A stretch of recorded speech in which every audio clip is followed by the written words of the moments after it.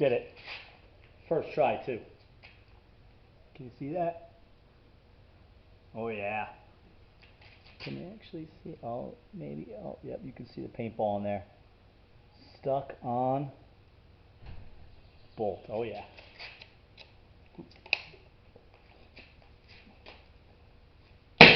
Boom.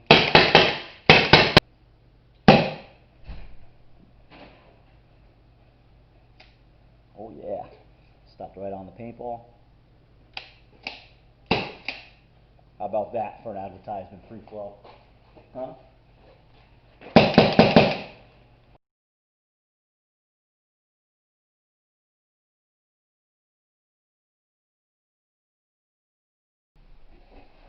All right. So just picked this up in the mail.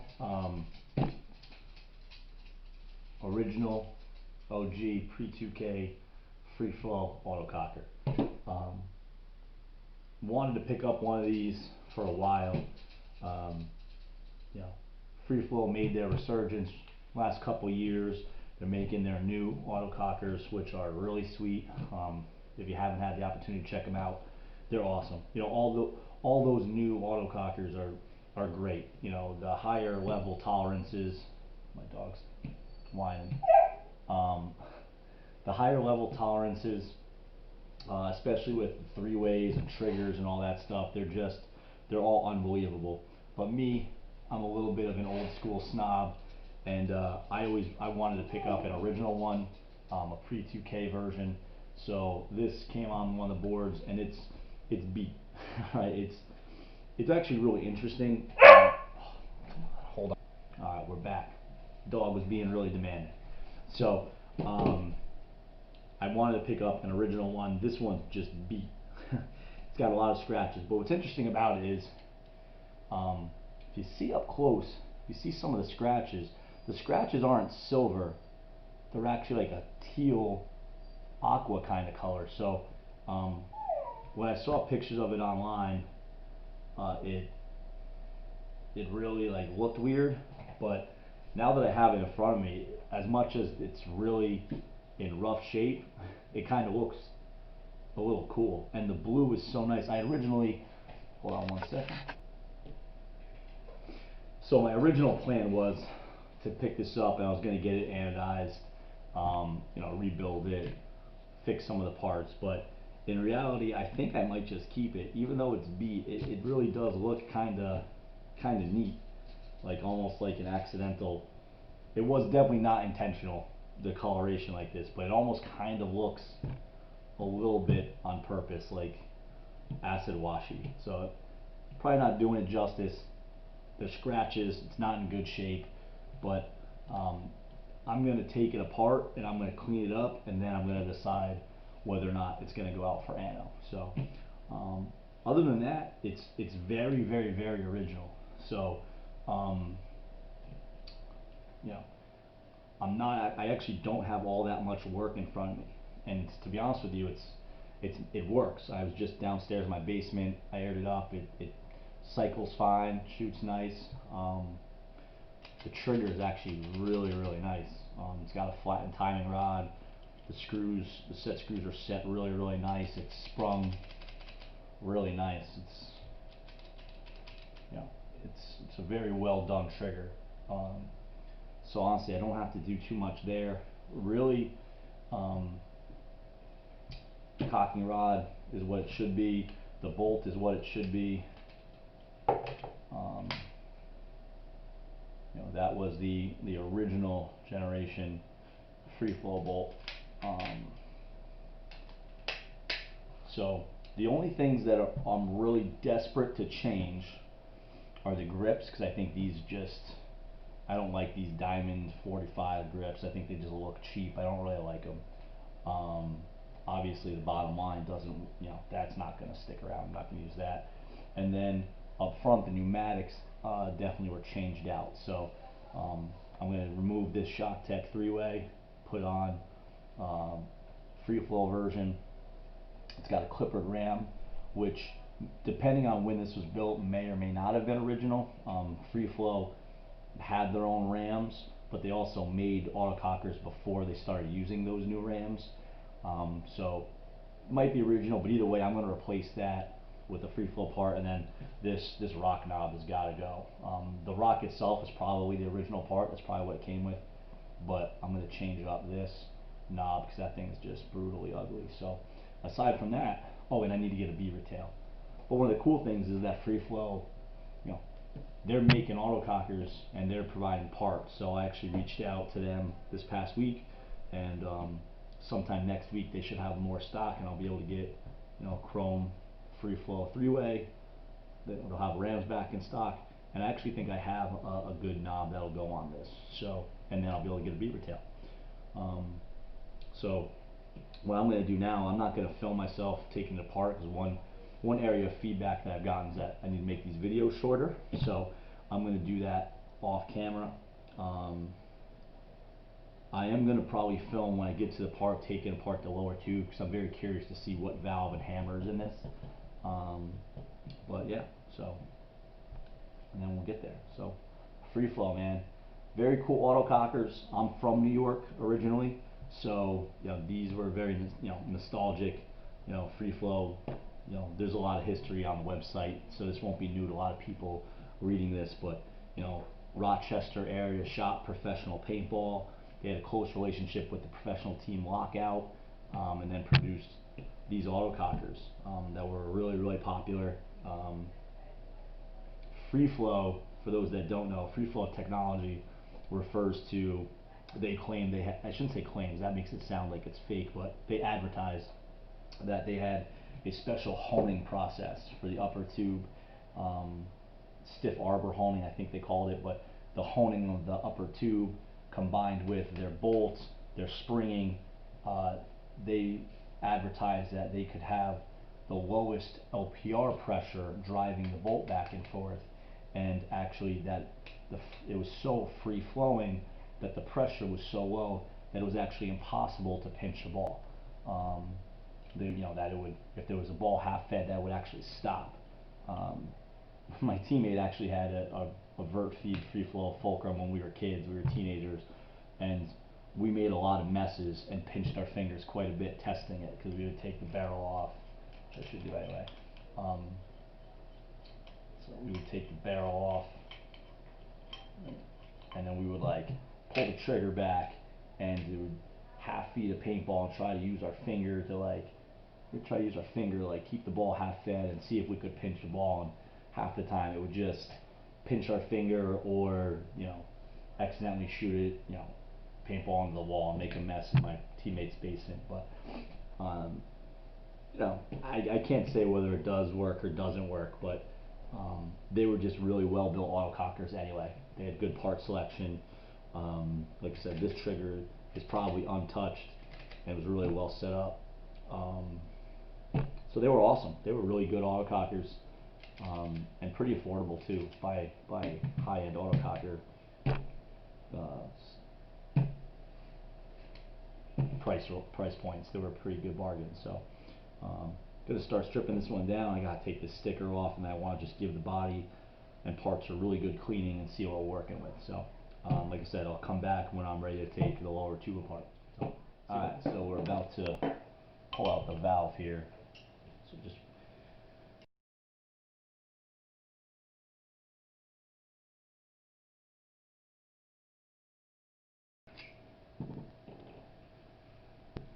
cool little hammer. That's heavy though. That is a heavy hammer. I gotta do a little bit more research. I don't remember what the Freeflow tungsten hammers look like off the top of my head. But that is the hammer. So I don't know if you can see that so well. Nice fat lug. It's got 2 nylon screws, one for the lug, one for the cocking rod to not wiggle loose. This thing's heavy. This has got to be a tungsten hammer, because it shouldn't be. It's a little bit. I feel like it's a little bit shorter than a stock hammer, but it's also like this thing's got some weight to it. So, all right, so got it out. Very cool looking valve. Basically a stainless steel version of the original stock valve. Kind of cool. Cup seal still looks in good shape. And then, yeah, pretty neat. Never seen one of these before. Definitely going to use it because I just want to keep it original. Got the springs here. Gonna just clean her up, right? And see how it ends up. Got to take the sticker off, take the ball detent off, but you know, just real dirty. So excited to see how it looks after we clean her all up.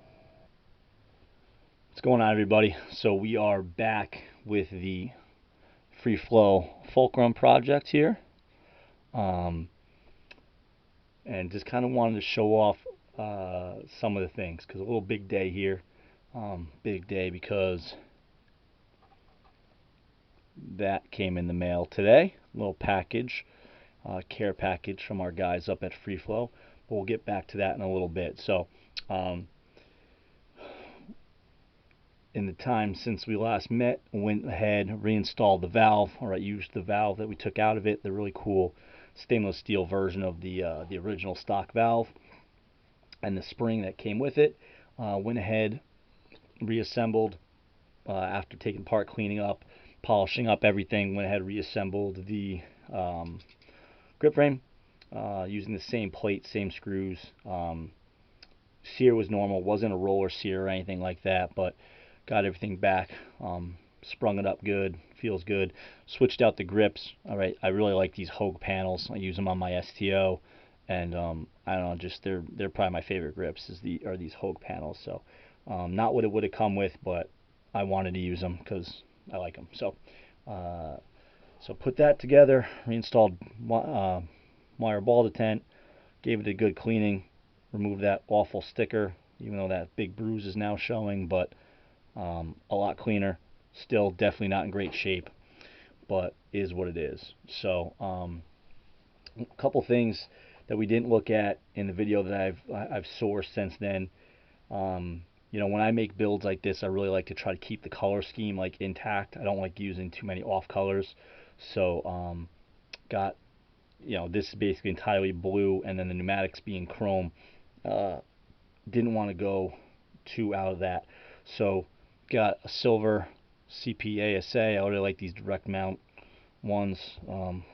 Silver, I had a hard time finding this, but found this is supposed to be clear macro line. It's actually more white. It's not really clear, but it was just a pain in the butt to find. Like, I originally ordered a 3-pack of this off eBay, and then I ended up getting Autococker low pressure hose instead. You know, that's what I get for using eBay, I guess. So I had to go back and find this from another person. Like I said, it's more white than clear, but it is clear hose for the pneumatics. And then also, I had this JT barrel front. Now, obviously, this would have either come, if I recall correctly, you could have either gotten a match anodized boomstick, or for the fulcrums, I think you could have gotten them without a barrel. So the fact that this still doesn't have the match anodized boomstick, you know, maybe the original owner got it without a barrel. Either way, I didn't get a barrel. So I got it with a really heavy dye stainless that's just not going to work. So I had this blue JT barrel front from another project that I was going to use, never ended up using it. It was sitting in my bin. It's actually like a pretty close match color-wise. It's really not too far off. And honestly, like, it might just be that this is just in such better condition that it doesn't quite match, but it's very, very, very close. And then more importantly, I was able to get a stainless steel JT barrel back that's actually been freak bored for freak inserts. So definitely going to use that because, like I said, the stainless back, blue front matches up really, really well. So I was happy about that. That'll be functional, you know, and look the part at the same time. So some parts that we needed to get from Freeflow are just arrived. Literally got them out of the mail today. Really got to give props to Buddy. I harassed him on Facebook for a while, sent him a bunch of messages. He's a really busy guy trying to get stuff together with all the, you know, COVID-19 stuff going on.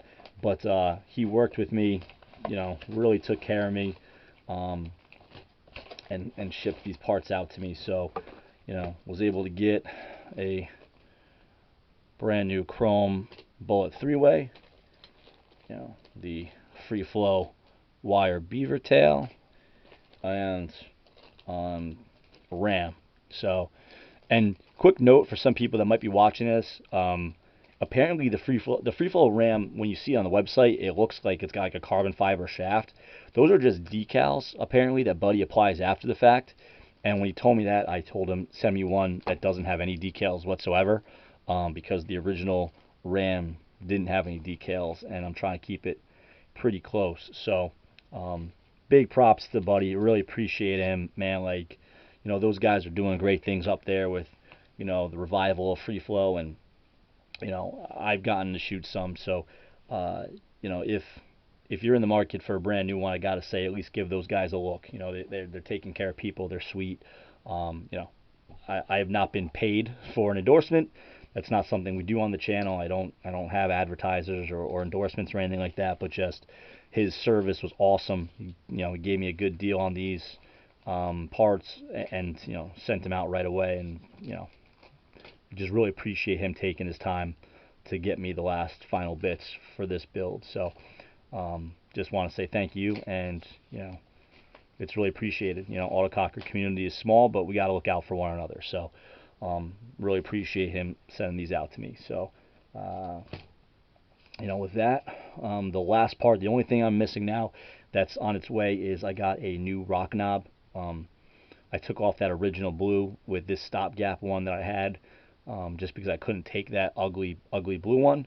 But I have an original a Palmer's version coming, because that's what this would have come with. It came with the Palmer's rock knob. That's really just like a knurled knob, red Loctite it onto a you know, an Allen screw. So I never liked the look of it, but it's what would have come with. So we're trying to be somewhat original. So so that's it. So we're gonna go ahead and put it together. And then next time you see us after this, it'll probably be at the field shooting it. So all right, thanks for checking us out. We'll see you soon. Bye. With the Freeflow Fulcrum project. All right, finally got it up and running. Another one. You know, the marker itself was actually pretty easy to rebuild.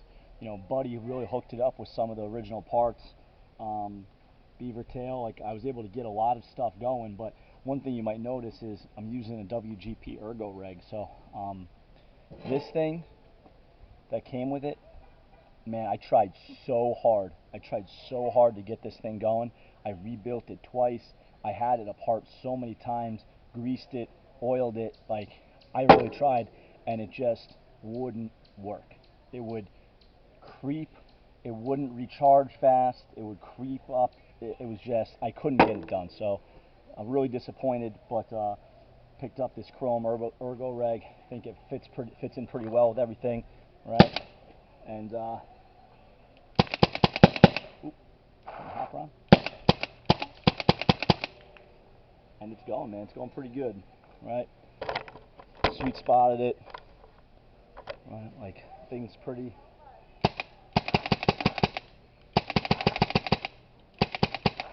Paint isn't all that great, but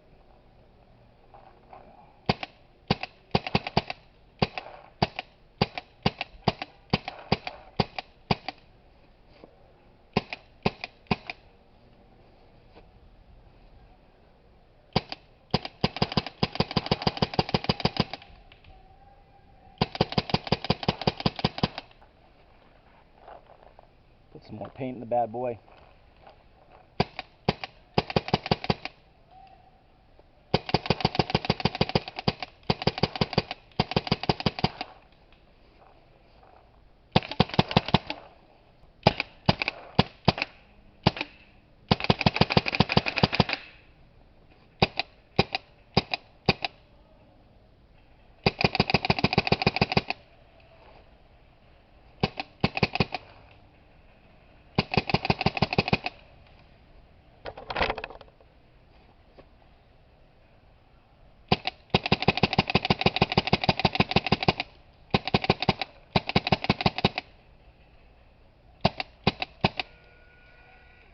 some old field paint, but figured it out.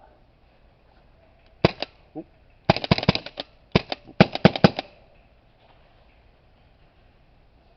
Came out pretty sweet. Gonna go hit the field with it for a little bit, I think.